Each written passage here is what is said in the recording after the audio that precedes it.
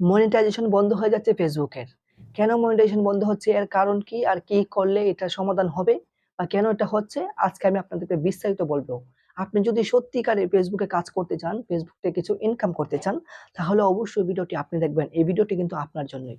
আর ভিডিওটি ভালো লাগলে অবশ্যই একটা লাইক করবেন আর শেয়ার করে সবাইকে দেখার সুযোগ করে দিবেন।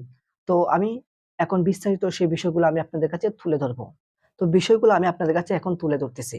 তো নাম্বার 1 যেটা মানে ১ নাম্বার যেটা সেটা হচ্ছে Facebook নতুন এআই সিস্টেম অনেক সময় ভুলভাবে ১০০% অরিজিনাল কনটেন্ট লো অরিজিনালিটি হিসাবে শনাক্ত করে। যার ফলে কনটেন্ট মনিটাইজেশন বন্ধ হচ্ছে বা মনিটাইজেশন বন্ধ হচ্ছে। ২ নাম্বারে যেটা আমি আপনাদেরকে বলবো সেটা হচ্ছে যেসব ভিডিও অন্য সোর্স থেকে নেওয়া ফুটেজ বা মিউজিক দৃশ্য থাকে সেগুলো কপিরাইট সমস্যা দেখা দেয়, ফলে ফেসবুক মনিটাইজেশন রিমুভ করে দেয়। মানে অন্য জায়গা থেকে যারা ভিডিও এনে ছেড়ে। তারপর ৩ নাম্বার যেটা আছে সেটা হচ্ছে যদি কেউ ফেক ভিউ, ফলোয়ার বা বট ব্যবহার করে পেজ গ্রো করে তাহলে ফেসবুক সেই পেজকে শনাক্ত করে মনিটাইজেশন বন্ধ করে দেয়। মানে আপনি যদি পেজ এই যে আপনি ফেসবুকের জন্যে বা প্রোফাইলের জন্য তো ভিউ কিনে আনেন সেটাকে বলা হয় বট ভিউ। এটাকে বলা হয় বট ভিউ। তাহলে এগুলা কেউ করবেন না। তো ৪ নাম্বার যেটা আছে ভিডিওর থাম্বনেল বা টাইটেল যদি মিথ্যা বা বিভ্রান্তিকর তথ্য থাকে যাকে বলে ক্লিকবাইট তাহলে সেটি কমিউনিটি গাইডলাইন ভাঙা পড়ে, এর মধ্যে পড়ে। আর ৫ নাম্বার যেটা রয়েছে সেটা হচ্ছে ভিডিওতে হিংসাত্মক ভাষা বা মিথ্যা তথ্য বা মানুষের মধ্যে ঘৃণা ছড়ানোর মতো বিষয় থাকলে ফেসবুক সরাসরি মনিটাইজেশন বন্ধ করে দেয়। এগুলা কিন্তু অবশ্যই আপনার মেনে চলতে হবে।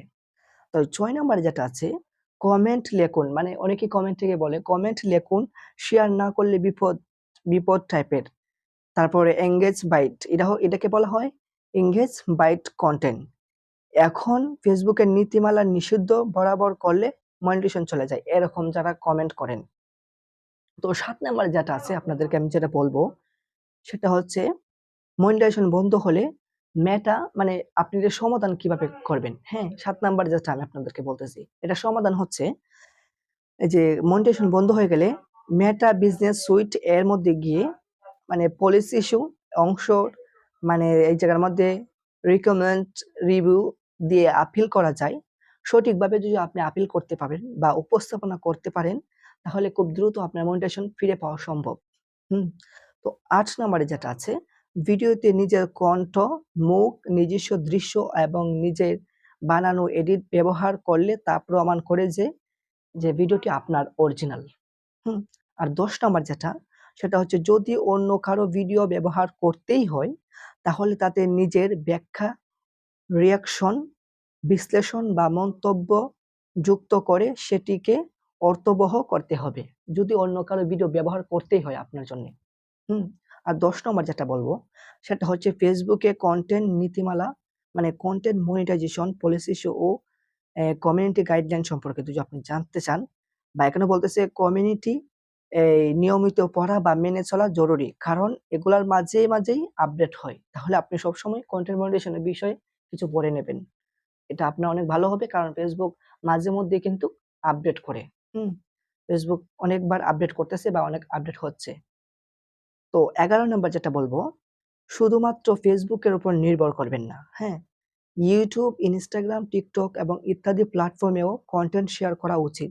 যাতে মনিটাইজেশন বন্ধ হলেও অন্য কোনো বিকল্প থাকে। হ্যাঁ? তো ১২ নাম্বার যেটা আমি আপনাদেরকে বলব সেটা হচ্ছে সর্বশেষ বা সবার শেষে বা লাস্ট। এটা হচ্ছে সব ভিডিওতে কপিরাইট মুক্ত মিউজিক এটা কিন্তু মোস্ট ইম্পোর্টেন্ট এটা কিন্তু অনেক গুরুত্বপূর্ণ। হ্যাঁ? আপনাদেরকে এটা মাথায় রাখতে হবে। সব ভিডিওতে কপিরাইট মুক্ত মিউজিক বা গ্রাফিক্স এবং বৈধ এডিটিং টুলস ব্যবহার করা নিরাপদ এবং দীর্ঘমেয়াদী মনিটাইজেশনের জন্য উপকারী। আপনি যদি নিজস্ব এবং অরিজিনাল কনটেন্ট আপলোড করেন এবং ভালো কনটেন্ট আপলোড করেন তাহলে কিন্তু Facebook আপনার মনিটাইজেশন বন্ধ করছে না, হ্যাঁ? আর অনেকেই আছে যে অরিজিনাল কনটেন্ট আপলোড করার পরেও সেটা বন্ধ করে দিচ্ছে, হ্যাঁ? এটা হচ্ছে Facebook এর একটা এআই সিস্টেম চালু হয়েছে। সেটার কারণে Facebook এ এরকমটা হচ্ছে। কিন্তু সবারটা ঠিক হয়ে যাবে। আশা করি ১ মাসের মধ্যে ঠিক হয়ে যাবে। অবশ্যই আপনারা চেষ্টা করবেন একটা আপিল করার জন্যে বা একটা আবেদন করার জন্যে। আপনারা চেষ্টা করবেন একটা আবেদন করার জন্য, একটা আপিল করবেন। সুন্দরভাবে উপস্থাপনা করবেন যে আপনার মনিটাইজেশন কোন দিন গিয়েছে, কিসের জন্য গিয়েছে, কিভাবে কোনো সমস্যা নাই। এরকমভাবে চলে গেছে। এরকমভাবে বলে একটা আবেদন করে দিবেন। তো আপনারা চাইলে আমিও বলতে পারি যে আপনারা যদি চান যে আমি আবেদন প্রসেসটা দেখিয়ে দিই তো অবশ্যই কমেন্ট করে বলবেন।